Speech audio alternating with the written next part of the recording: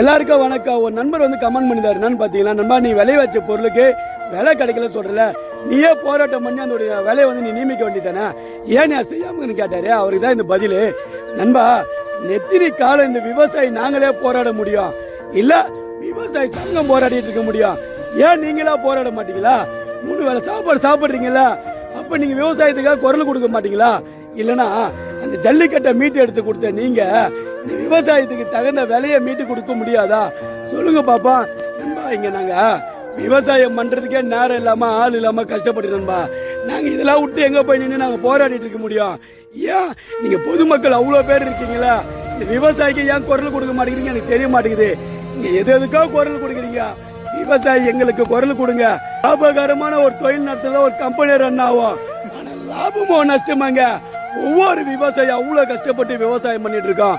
இது அடுத்த தலைமுறைக்கு கொடுக்கணும்னா இது லாபகரமான ஒரு தொழிலாக மாத்தினா மட்டும்தான் கொடுக்க முடியுன்றது என்னுடைய மிகப்பெரிய கோரிக்கையா இருக்குதுங்க.